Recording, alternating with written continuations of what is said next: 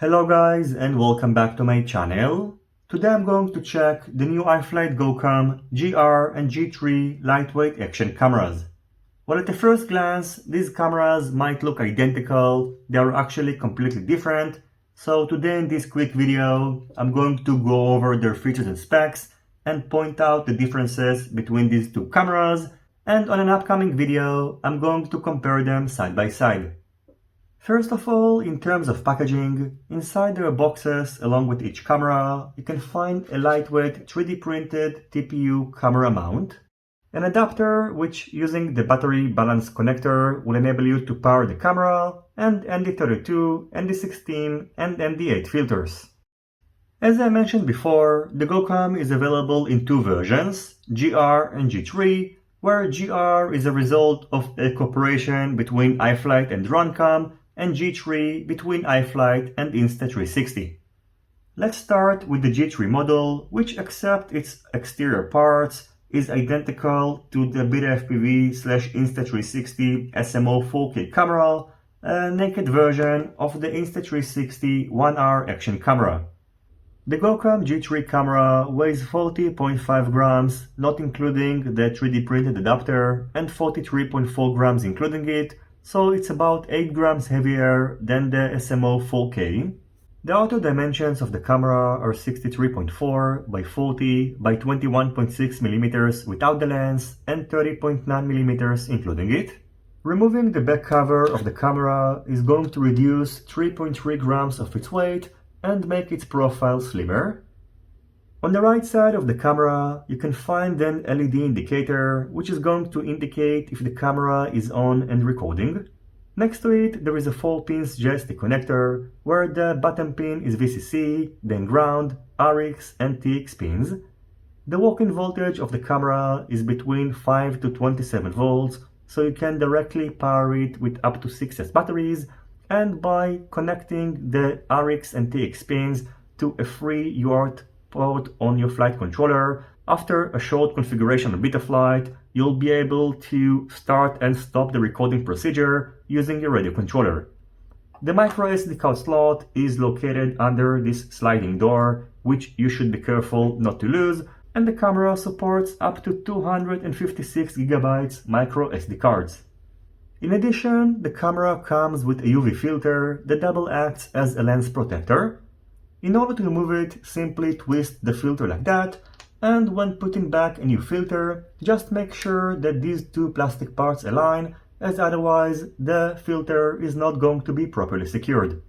As for its specs, the GoCam G3 camera is completely identical to the SMO 4K, so it can record videos at a maximum resolution of 4K 60 frames per second, and it uses the Insta360 FlowState technology in order to stabilize the footage using its internal gyro. Before using the camera, you will need to activate it using the Insta360 app, which is available both for iOS and Android, and you can refer to my initial review of the SMO 4K camera in order to see how it's done. Just one thing that you need to note is that you'll need to try activating the camera a couple of times because it doesn't feature an LCD screen, and in the app it's going to require you to confirm the activation on the camera screen, which is of course not possible. So in order to pass this barrier, you will need to connect the camera manually to your phone using the Wi-Fi connection, and according to my experience, it might take a couple of retries, which can be a little bit frustrating. Moving on to the GoCam GR, this camera, which is backed up by RunCam, features an internal gyro that logs the gyro data to the micro SD card, and then using the GyroFlow software, you can use it in order to stabilize the video footage. The main problem is that the GyroFlow option is still not complete, and I had a very hard time to stabilize the footage and get a pleasing result. And that's why once the software is going to be improved, I'm going to feature this camera in a separate review. As for its specs, the GoCam GR is slightly lighter than the G3 and shares with it the same dimensions. Just like the RunCam 5, in order to configure the camera, you will need to enter barcode scanning mode, and then using the GoCam app, you'll be able to configure it. It can record videos at a maximum resolution of 4K 30 frames per second.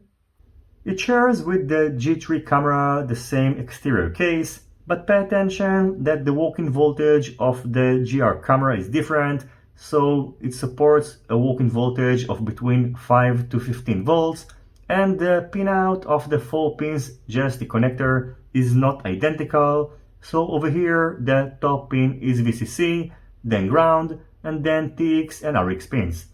In addition, just like the G3, the GR camera can be connected to a flight controller in order to control the recording procedure using an auxiliary channel, and I recommend to refer to the user manual in order to see how it's done using Betaflight.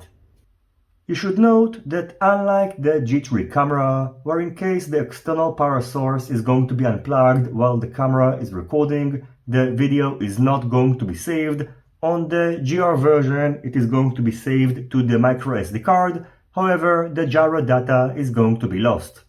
Another major difference between the G3 and GR cameras is that the GoCam variant features an option to connect an external battery. It can be very useful, especially if you'd like to use it as a standalone action camera or you'd like to quickly move it between drones. After removing the back cover, you'll be able to install this battery case, which is available separately. It contains a 1S 450 mAh battery and should provide you with about 30 minutes of working time. Pay attention that in order to charge this battery, you'll also need to purchase a dedicated charger. It will enable you to charge up to 3 GoCam batteries simultaneously, and it features both USB Type-C and XT60 battery connectors that will enable you to either power it up using a USB Type-C charger or between 2 to 6S battery. In addition, the battery case weighs 14.9 grams, so together with the GR camera, it weighs 50.4 grams, which is 5.6 grams lighter than the GoCam 5 Orange camera. In my opinion, it could have been great if the G3 camera offered the same external battery solution like the GR, but unfortunately it doesn't. As far as I can tell, performing a do-it-yourself solution that is going to enable you to use this external battery shouldn't be a hard task, but it is probably going to void your warranty, so keep it in mind. Another thing that is worth mentioning is that according to my test, the output voltage of this BEC, which is provided with both cameras, is 5.2 volts, so you can safely use it in order to power the GR camera, even if you're using a 6S battery. Overall, after testing both cameras, I can tell you that in my opinion, the two advantages that the GR camera has over the G3 is its price, which is about $50 cheaper, and the ability to use it with a battery pack. Unfortunately, as I mentioned before, the gyro flow feature is still not working properly, and normally when you'd like to use this type of camera on a Cinewhoop, you'd like to stabilize the footage using post-processing, and currently this option is not working very well, so in order to give you my proper assessment, I will need to wait for this feature to be improved.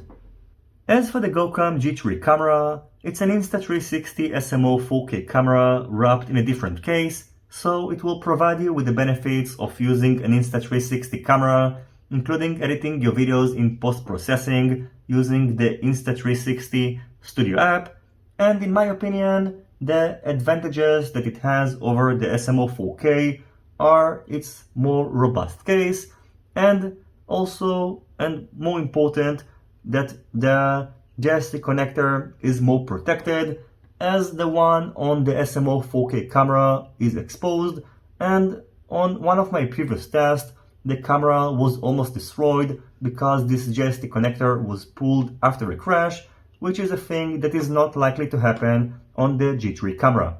On the other hand, the SMO 4K features a more slim form factor, and it also comes with this back cover that will enable you to mount the camera on some drones without adding a lot of weight. Anyway, that's going to be it for my hands-on review of the iFlight GoCam G3 and GR cameras, and now I'm going to wrap up this video with some flight footage of the G3 camera, which was done using the AJRC Racewhoop 2.5-inch quadcopter, which I'm going to review in the next couple of days. I hope you will enjoy the rest of this video, and as always, if you have any questions, feel free to ask them in the comment section down below. Don't forget to leave a thumbs up if you like this video, and consider subscribing to my channel and hitting the notifications bell if you're not already subscribed. See you on my next videos, and goodbye.